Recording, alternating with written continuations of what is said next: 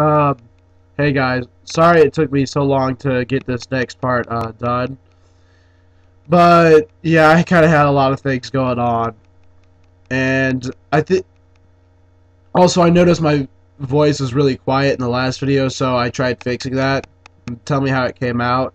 Anyways, um, I guess we gotta get on to what's bad about Harry Potter. Oh, but well, okay. One of the things I gotta talk about is um someone had reminded me of this at school, but they were talking about their favorite Harry Potter books because I don't know why, but we were. And someone told me their favorite was the third book, and if it wasn't for the seventh book, I think the third book would be my least favorite because, for one, even though it's that book that really set up, yeah, this book series is only going to get bigger and bigger and bigger. It was like she had given us a huge stack of nothing.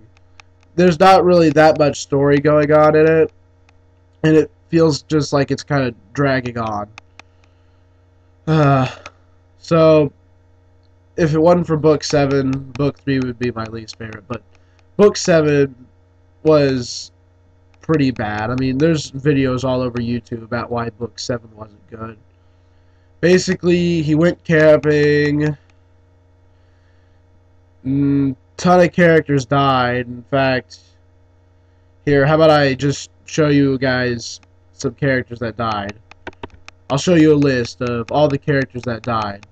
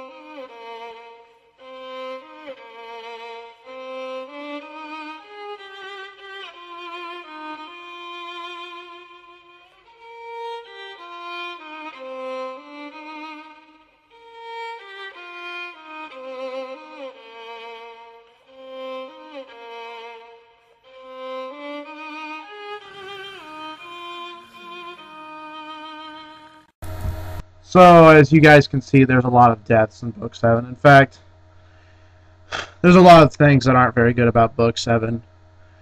I would have to make my own, an entirely other video over Book 7.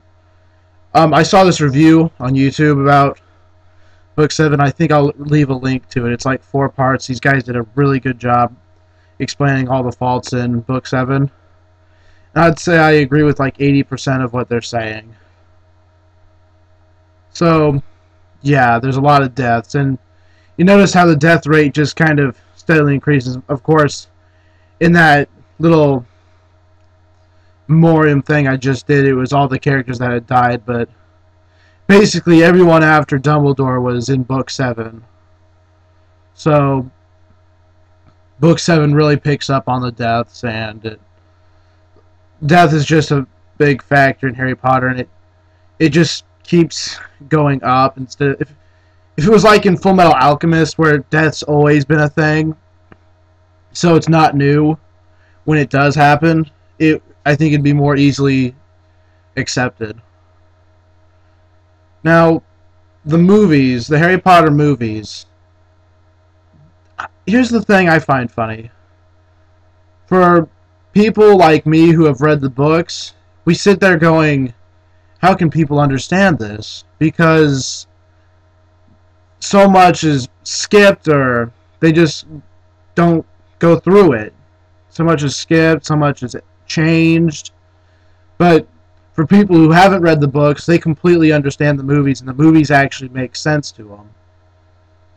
And I find it very odd, because I know someone that hasn't read the books, and all they've done is watch the movies, and they said it made perfect sense to them. And like, especially movie 7, which I just watched the first part, or part 1, which had just come out like a week ago, and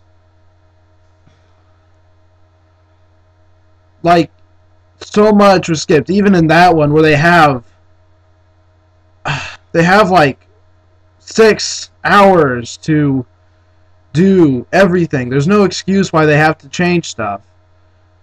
Some of the things I didn't really like that the movies messed up on was the fact that Dobby's in none of them except for now 7th one and the 2nd one, when he's supposed to be in all of them. The way they just kind of skipped over Snape's past and just kind of skimmed over it. And the way they just kind of...